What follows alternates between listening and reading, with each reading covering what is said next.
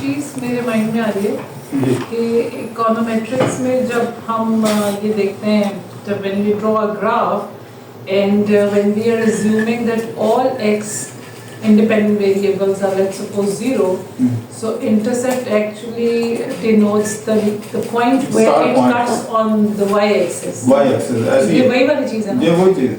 So it's not Mathematically- important to actually explain why it's cutting at 19, why not some other point? ये मैं पूछ रही थी कि ये नहीं important है फिर। मतलब देखिए नहीं, 19 उसके- से ग्राफ की वो तो- लाइन शुरू हो रही है ना? Mathematically आप सही कह रही हैं। Mathematically if it is negative, it means the graph starts from the negative Yes, quadrant. ठीक, The quadrant where the value of y is negative. is negative, right? अब first quadrant में both positive. Exactly. Second quadrant में one is positive, the other is negative. Third quadrant में दोनों negative हैं. Fourth में again one positive, the other negative. ठीक है? जी, जी। Four quadrant diagram आप मैट्रिक में उससे पहले भी शायद पढ़ चुके हैं। जी जी बिल्कुल। तो उसका अब ये this is the start point of the function, Yeah. mathematical function. My question to you is, the graph if you plot, if you draw a line relates one dependent and the independent variable. But you have considered here 4 variables. Right. So which variable you are talking about the intercept is for 4 variables? Is this combined one intercept for all the 4? How it can combine for all? अच्छा, So in social sciences, it is hard to interpret it. अच्छा that is right. It is hard to interpret. लेकिन just for the sake of statistical meanings, you can say this is the start point of the function. This is the value of the dependent variable if all other variables are ignored. ठीक है, अगर आपने ये बनाना है तो ये हर एक का अलग अलग से इंटरसेप्ट बनेगा। लेकिन जब आप सबको जीरो कर देंगे तो फिर यही होगा। एक तो ये बात जाती है। इसमें अगर आप डीप जाएं तो मुझे अलाउ कर, मैं आपको बहुत ज़्यादा डिटेल में बताऊँ। देखें, when we are interpreting this number, this number, this number, जब आप रिसर्च में लिखेंगे तो फिर आप कुछ और भी ऐड करेंगे। फॉर एग्जांपल इसको कैसे कहेंगे कि for every 1 unit increase in interest the achievement score improves by 0.314, ignoring the effect of other 3 variables. या holding the effect of other 3 variables constant. ये complete इसका फिर होगा। हम स्टेप बाय स्टेप जा रहे हैं। मैं इधर आ जाए, अब आप में से कोई मुझे बताएगी इसको कैसे इंटरप्रेट करें।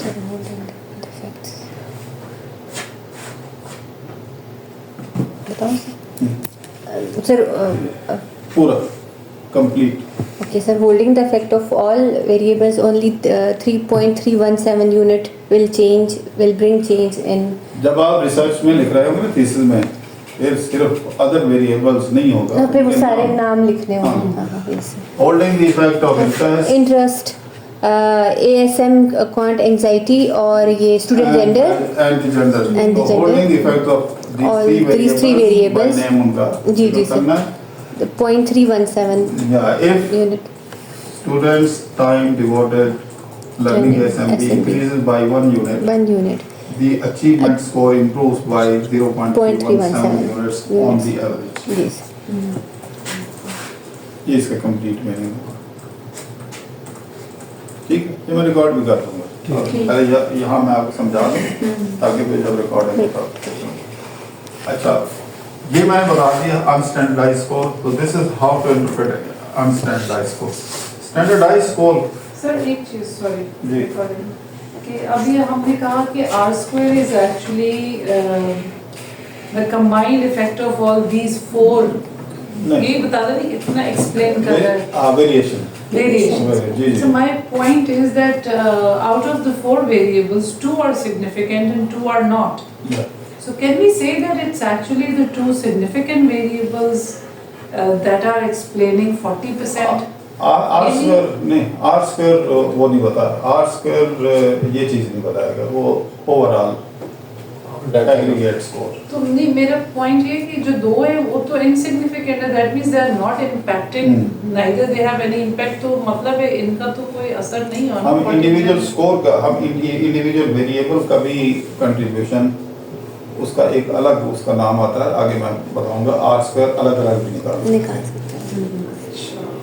ये कंबाइन है, अच्छा, यानी इसमें ये दोनों जो इनसिग्निफिकेंट है वो भी इसका शामिल है। भी शामिल है। शामिल। सर कुछ कुछ ना तो कुछ है ना, इनसिग्निफिकेंट है लेकिन कुछ तो है उसका। अच्छा, नहीं इनसिग्निफिकेंट से आई एम गेटिंग इंप्रेशन जब रिकॉर्डिंग चल रही होगी ना, तो आपने मुझे ये पॉइंट वहाँ रेस करना है हल्का सा, मैं इसकी मजीद डिटेल आपको बता दूँ। देखिए, R square is that is why R square is also known as notorious statistic. People believe as if they have done wonders when their R square is high, but this is not the case. R square, अगर आपके पास calculator है, निकालें this number, ये जो है मैं लिखवाता हूँ 232.802 divided by total Yes, sir. 73 0.3954 588.73 ये कर दिया सर, इस पे डिवाइड करना कर है। दिया 0.395 आर स्क्वायर कितना था? 0.39। 0.3954 सर हमने किसको किससे डिवाइड किया? Regression First को वाले को। total पे रिग्रेशन का जो सम ऑफ अच्छा, स्क्वायर है two. जी, जी, हाँ, जी। अच्छा, explain some- divided by total, जो उन दोनों का टोटल है, जो रेजिडुअल का Explain उसका। part हमने लिए, ठीक है। आज के बाद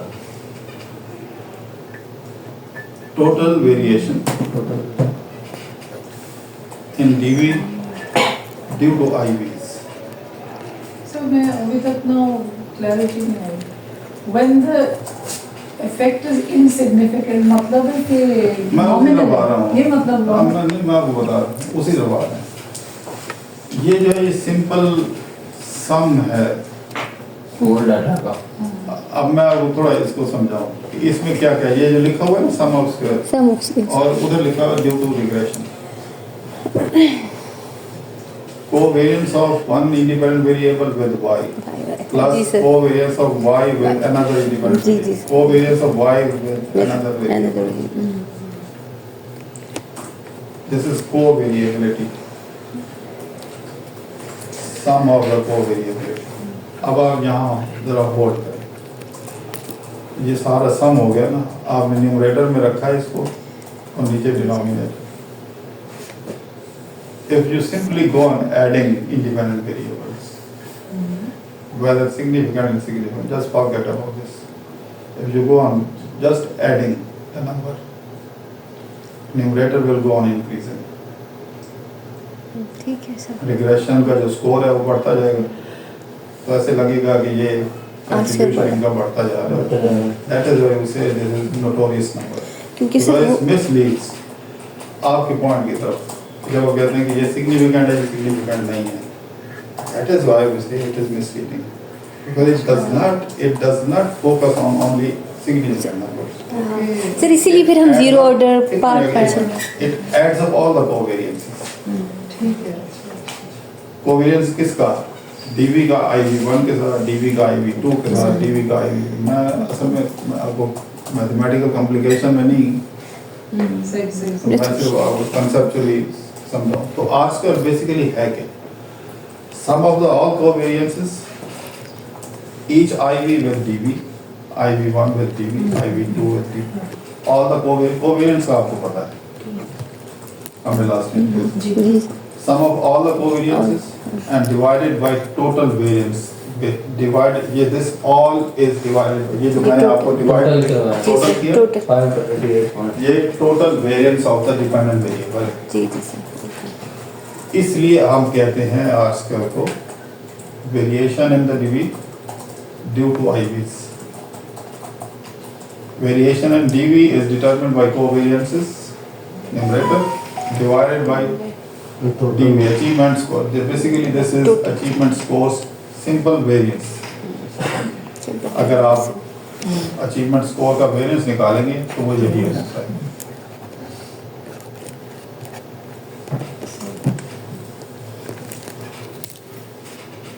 ठीक है, कुछ करके देख लें कि वाकई है या मैं गलत कह रहा हूँ।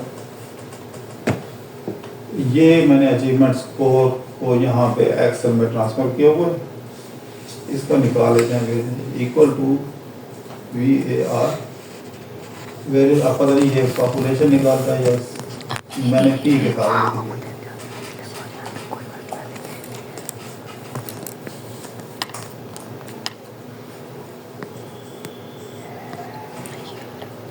ये वेरिएंस है, वेरिएशन नहीं है। ठीक है, अब अगर मैं इसको, हमारा सैंपल साइज कितना है इसमें 70 होगा, 65 plus 69 equal to 69 multiply by, ये भी उधर होगा कहीं, मल्टीप्लाई बाई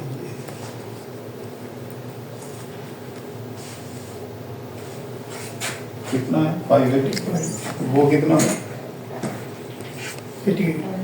588 सैंपल के साथ निकाला होगा उसमें, सैंपल के साथ। अच्छा, इस टेबल में देखें, ये जो है इसका दिस डिवाइडेड बाय 69 करें 588.730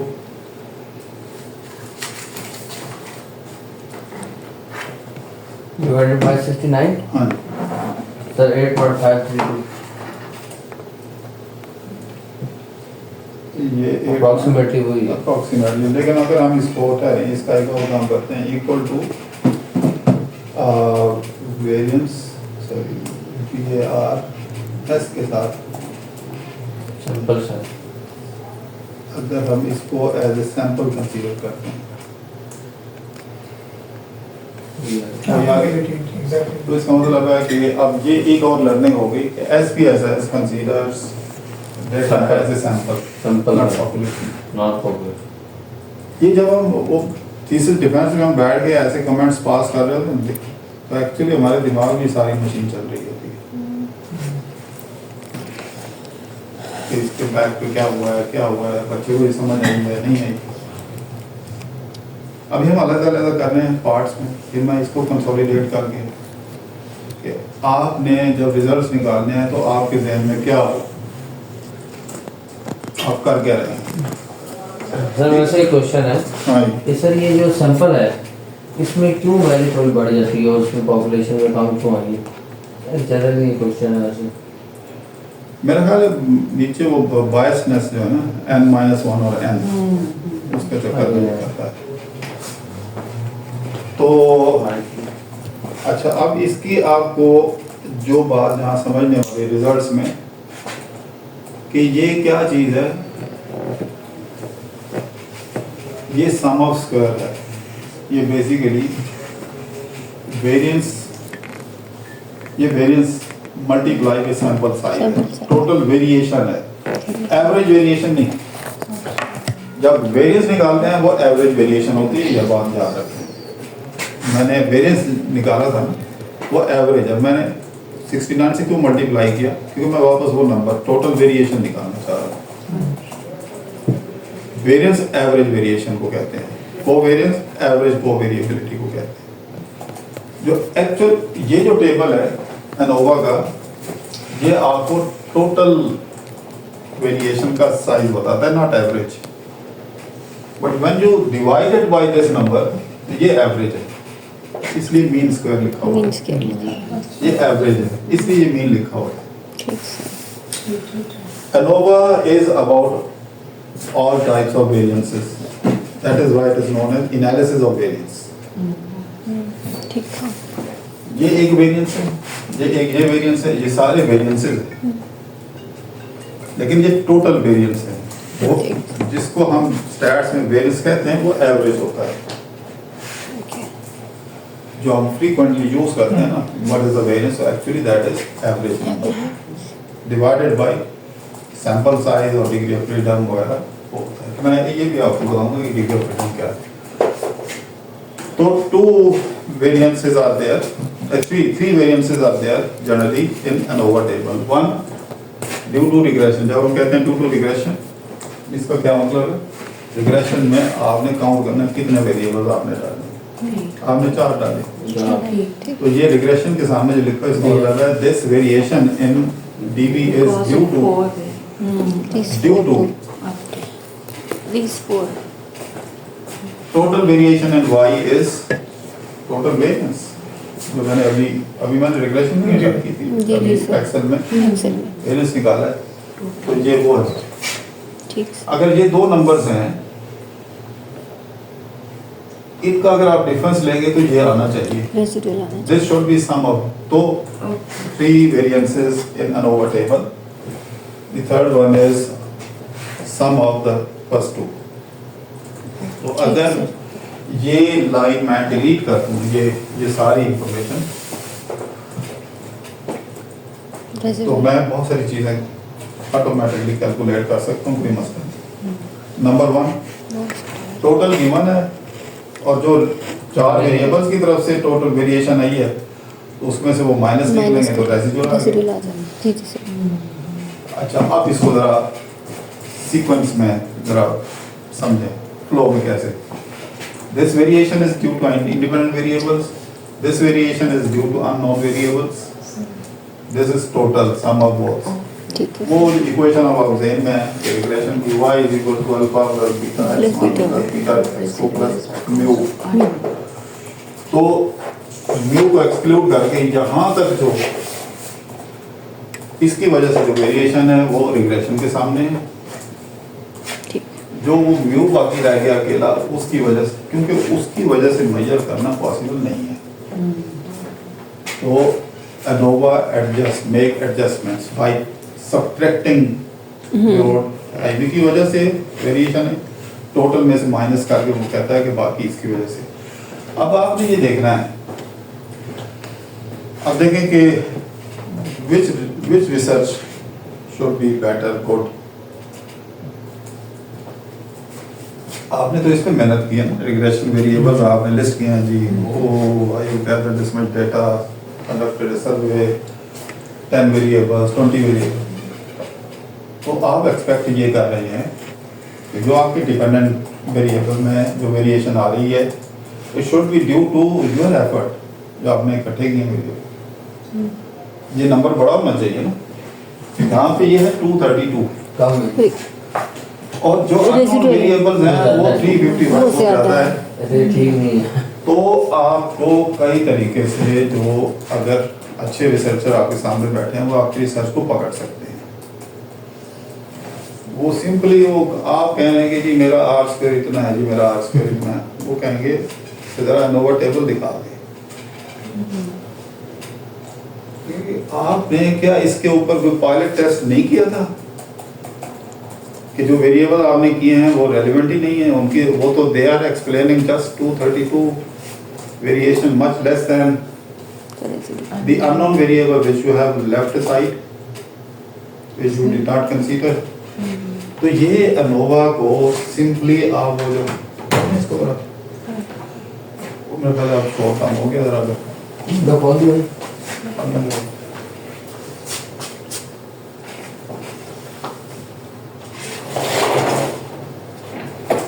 चलेगा काफी बस ठीक, थैंक यू। आप समझ आइए कि ANOVA का पर्पस क्या है। स्टोरी, आप स्टूडेंट्स क्या करते हैं, they pick up this number over. आपको ये क्यों पिकअप करते हैं, क्योंकि this is the ratio of these two. आप करें इसको, किसके साथ? इन दो की Means रेशियो देखें देखें देखें 58.2 डिवाइडेड बाय 5.76 10.6 हाँ यही आएगा sir. This is computer variable. और जनरली अगर आप एक्सेल शीट में हैं तो आप कौन सी एक्सेल शीट है, यहाँ पे आप निकाल सकते हैं इक्वल टू एफ डिस्ट्रीब्यूशन भी एफ इनवर्स भी निकाल सकते हैं। प्रोबेबिलिटी फॉर एग्जांपल 95% के ऊपर हम निकाल रहे हैं 0.05, ठीक है। मैंने क्या गलती की? ये जीरो जीरो मैंने वो लिख लिया, चलो 0.05 कॉमा आगे क्या बोल रहा है? Degree of freedom, degree freedom degree of freedom 1, degree of freedom 2, numerator की डिनोमिनेटर की। न्यूमरेटर की कैसे निकलेगी डिग्री ऑफ फ्रीडम? न्यूमरेटर क्या है? जो रिग्रेशन की वजह से वेरिएशन ही शो हो रही। ठीक है सर। ये 4 क्यों है? अच्छा ठीक ठीक sir. How many independent variable जो है उनका? 4। तो degree of freedom of numerator is 4। 4 what is the sample size? 69 minus 4, minus 4 yes 65 ये 65 इसलिए और ये एन निकाल डिनोमिनेटर का है।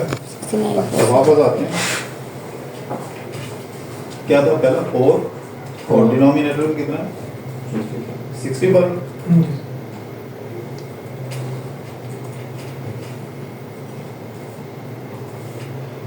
ये डिस्ट्रीब्यूशन आई है, इसको अगर हम उससे करें ना ये जर्नल है, प्रोबेबिलिटी डिग्री फ्रीडम 1 ये जर्नल है। अच्छा, इसमें अगर आप एक और काम करें equal to F distribution or distribution art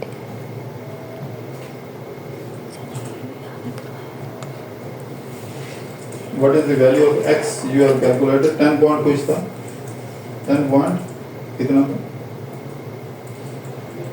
10.629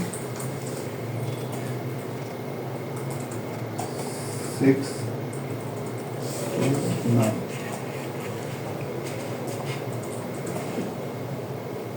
okay, comma degree of freedom 1 4, comma degree of freedom 2 65।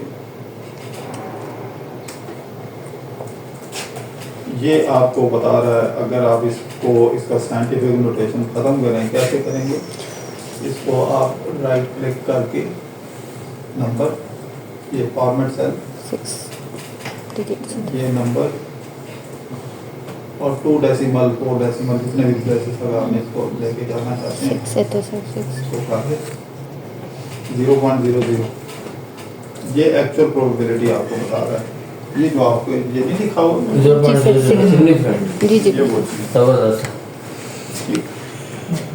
अच्छा, अब थोड़ा समझे, आपने सॉफ्टवेयर करने डाटा आपके पास हजारों में सैकड़ों में आ गया, आप कह रहे हैं मेरा जी मैं 95% 5%, आपने ये चीज़ें सीखी हैं स्टैट्स में। तो ये सॉफ्टवेयर 0.00 फ्लो में अक्सर पीएचडी के स्टूडेंट्स भी सिग्निफिकेंट एट 0% कहते हैं ना, ऐसा नहीं कहना, ये गलत है।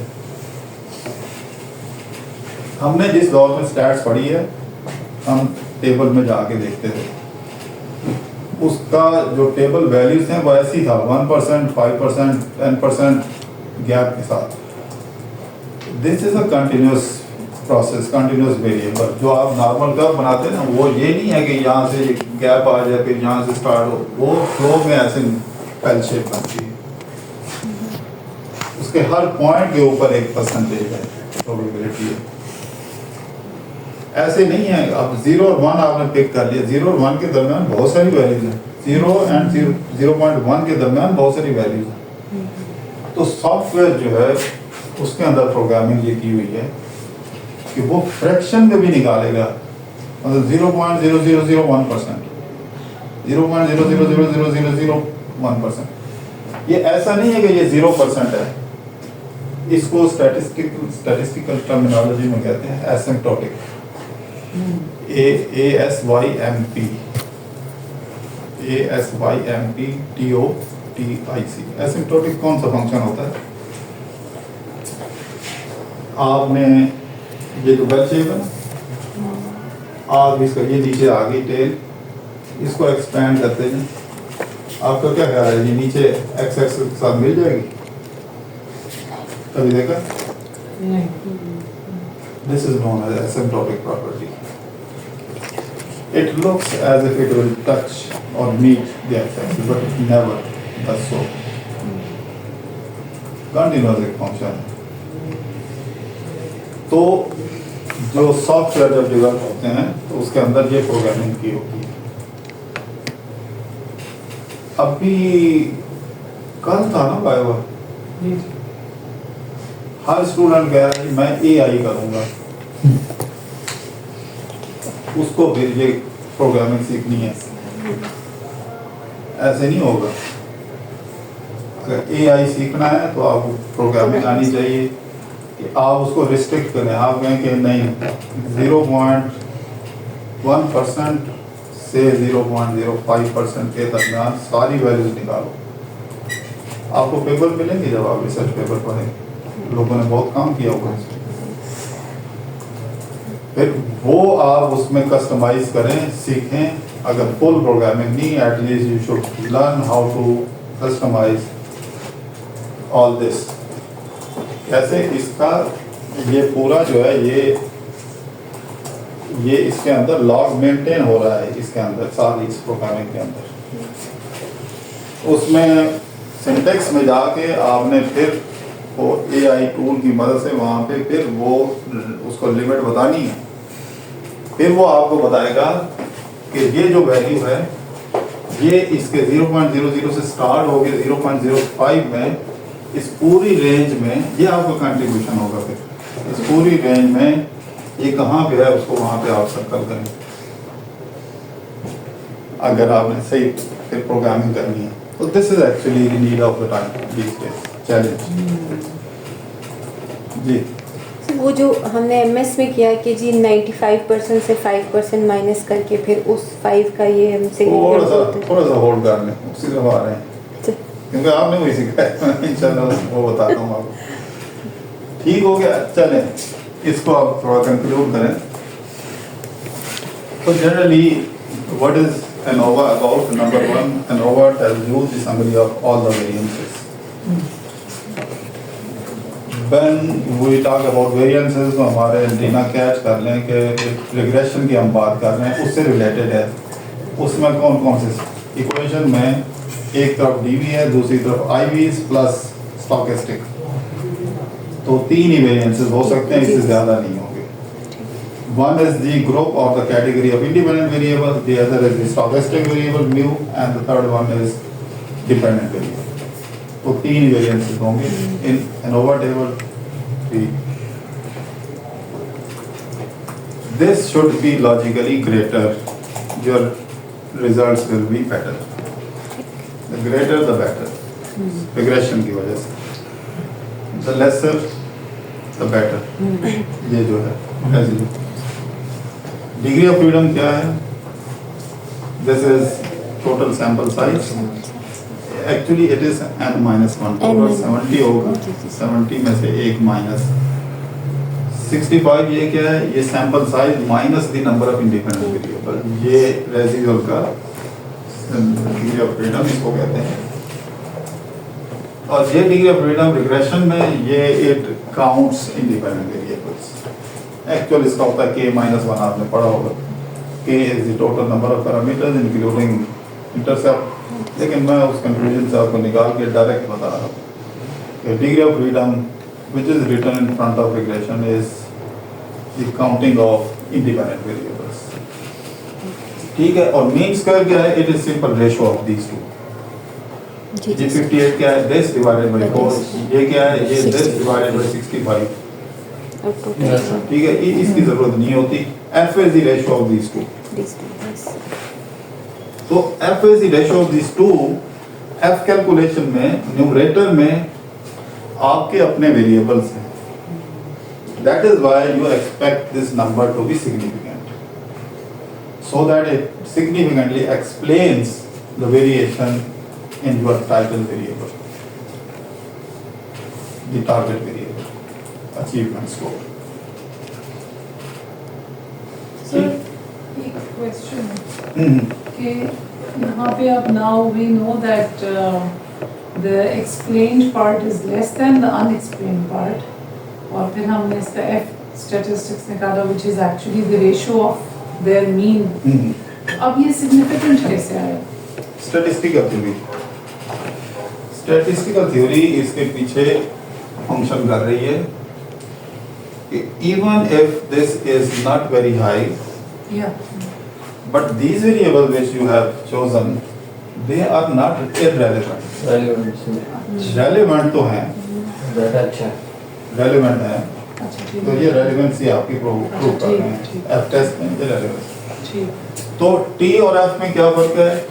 T explains the significance of individual, individual F explains the significance of overall all the variables।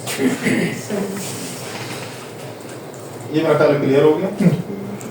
अब इधर आ जाएं, अनस्टैंडर्डाइज मैंने एक्सप्लेन कर दिया, स्टैंडर्डाइज क्या है? हमने अपने इस पूरे कोर्स में एक ही पैटर्न रखना है। If you remember we calculated correlation in 3 different ways by using 3 different formula. One of them was the normal z-score. You remember we calculated z distribution of one variable, z distribution of another variable, then we calculated the product of these two. वो उसमें recording में होगा, अगर आपने नहीं attend किया देख सकते हैं। तो उस z स्कोर को प्रोडक्ट करके नीचे उसकी एवरेज निकालते हैं, तो that gives us the correlation coefficient. The same z distribution is applied here when we talk about the standardized coefficient. That is why they are standardized coefficients. तो ये standardized, उसमें जैसे वो यूनिटलेस हो जाते हैं, यहाँ भी unitless. There is no need of interpreting this number on the pattern of the unstandardized coefficient, जिसका हम यहाँ पे कहते हैं कि 1 unit increase in this brings about this much increase in the dependent variable। यहाँ ऐसा नहीं कह सकते, because ये कैसे हुए हैं? इसके लिए जिसका हमने कोरिलेशन में हर वेरिएबल को स्टैंडर्डाइज में यानी जी में कन्वर्ट किया था, उसके बाद कोरिलेशन में कैलकुलेट किया। इसी तरह हर इंडिपेंडेंट वेरिएबल को ये स्टैंडर्डाइज करता है खुद सिस्टम के अंदर प्रोग्रामिंग की हुई, और उसके बाद रिग्रेशन। तो जाहिर है कि इस रिग्रेशन का तो जब वो नॉर्मलाइज हो गए हैं, जिसका डिस्ट्रीब्यूशन मीन जो है वो 1 है और स्टैंडर्ड डिविएशन 0 है, तो वो तो बड़ी आइडियलाइज्ड सिचुएशन है। तो फिर इसका पर्पस क्या है? इसको उस तरह तो इंटरप्रेट आप कर नहीं सकते। इसका पर्पस ये होता है कि this tells you the importance of each independent variable. The higher the more important is that independent variable. ठीक है? ये हाँ सर, आपने रैंक्ड का बताया था कि ये रैंक करने के लिए, ये रैंक करने के लिए हम कहते हैं कि अब इन चारों में से which one is the most important one for this, जिसका नंबर ज्यादा हो। 0.341 इंटरेस्ट इंटरेस्ट। तो ASMB में अच्छा स्कोर लेने के लिए इंटरेस्ट पहली शर्त है। ठीक है? So if you are not taking interest, then perhaps it won't be possible to write a good thesis, good research. ठीक है? And then second important is your devotion. Student time devoted. If you simply say, oh, this is very interesting, I take interest, this is meaningless, but you need to devote more time. You have to spend more time. ठीक है? तब तो ये this is the difference between unstandardized, standardized कुछ research में आपको करना पड़ेगा, खास तौर पे जो HR मार्केटिंग से रिलेटेड रिसर्च होती है उसमें ये स्कोर इम्पोर्टेंट होता है। वैसे मैंने जब वो कोरिलेशन कोएफिशिएंट जब Z से कैलकुलेट किया तो वहाँ पे आपको बताया था किस किस फील्ड में ये इम्पोर्टेंट है। ये सर आपने मुझे जो याद है, आपने मार्केटिंग ही बताया था कि वो इसको रैंक्ड करने के लिए यूज़ करते हैं, और उसमें बस मार्केटिंग स्ट्रेटेजी है, तो उसमें 1 2 3 कौन सी स्ट्रेटेजी ज़्यादा? उसमें आपको जो अनस्टैंडर्डाइज्ड कोएफिशिएंट है उनको इंटरप्रेट करने की जरूरत नहीं है। आपने किस स्ट्रेटेजी को ज़्यादा फोकस करना है, नंबर 1, जिसका स्कोर ज़्यादा है, इसका दूसरे नंबर पे, तीसरे नंबर। तो ये सब। उसके बाद ये टी क्या है? टी डिस्ट्रीब्यूशन, टी का फार्मूला बीटा माइनस जो भी आपका नल हाइपोथेसिस है वो डिवाइडेड बाय स्टैंडर्ड एरर, जैसे लास्ट टाइम हमने करके मैंने दिखाया। यहाँ पे ये क्या है? It is a value of the coefficient divided by standard error. अगर कोई एक करके देख, हो जाता कोई एक unstandardized coefficient divided by standard error, देखें कोई एक करके देख, हो जाता है 4.40 बिल्कुल डिवाइडेड बाय स्टैंडर्ड।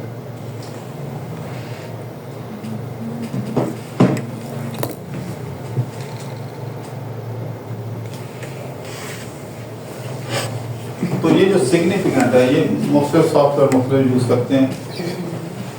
अगर SPSS के अलावा सॉफ्टवेयर यूज़ करेंगे तो यहाँ पे P वैल्यू लिखा हुआ आएगा, तो सिग्निफिकेंस P वैल्यू सारा एक ही, इसमें कोई फर्क नहीं। This is probability of type 1 error. हाँ सर, कल वाइवा में पूछा है सर। सर जब आप नल हाइपोथेसिस जो है उसको रिजेक्ट हो रहा होता है लेकिन एक्सेप्ट कर देते हैं, type 1 and type 2 is opposite to that. अगर आप उसको एक्सेप्ट हो रहा और उसको नहीं रिजेक्ट हो रहा है। ASMB की क्लास हो रही है या नहीं हो रही? सर पता नहीं, मैं तो आपकी क्लास ले रही हूँ, मैं तो कोई course you are then doing type 1 error. तो हो रही है सर। और कह रही नहीं पता नहीं मैं अच्छा सॉरी सर, नहीं मैं समझ रही कोई सिलेक्टेड SMB से समझ रही सिलेक्टेड रीडिंग इन फाइनेंस मेरे दिमाग में आया, तो मैंने कहा नहीं मैं वो क्लास नहीं ले रही। लेकिन बार आप सही जो बताया है वो आपने टाइप 1 एरर। हाँ सर, टाइप 1 टाइप एरर कल पूछा। So type 1 error is like that. So obviously this is serious. Something is there but you refute it, you negate it. So this is type 1 error. मैं बस आपको एक tip देना चाहती हूँ, याद रखने के लिए ना, there is only one word, that is false positive. False positive, yes false positive. हाँ। नहीं कल तो मैं अपना नाम भी भूली हुई थी लेकिन बात। तो ये कॉन्फिडेंस इंटरवल ये क्या बताता है? ये एक्चुअल रेंज बताता है, जो आपके बीटा की जो वैल्यू आई है वो बताता है कि अगर आप रिपीट करें तो इस रेंज के अंदर ये वैल्यू फॉल करेगी। फॉर एग्जांपल आप देखें कि ये जो है, हम इसको देखते हैं 0.117 to 1.51। आपके कोएफिशिएंट की वैल्यू जरा सामने देखिए कितनी है? इसके कोएफिशिएंट अनस्टैंडर्ड इसके दरमियान 0.31। तो इसके दरमियान फॉल कर रही है। अच्छा ठीक सर। सैंपल रिपीट करेंगे, इससे थोड़ा आगे चली जाएगी, इससे थोड़ा पीछे आ जाएगी, but it will never cross this 5.510 range. तो 95% chances are there it will fall between this. So sir, is this an average जो वहाँ रिपोर्ट हो रहा था? नहीं, ये इसके भी स्टैटिस्टिकल एक पूरी थ्योरी, डिस्ट्रीब्यूशन की थ्योरी है।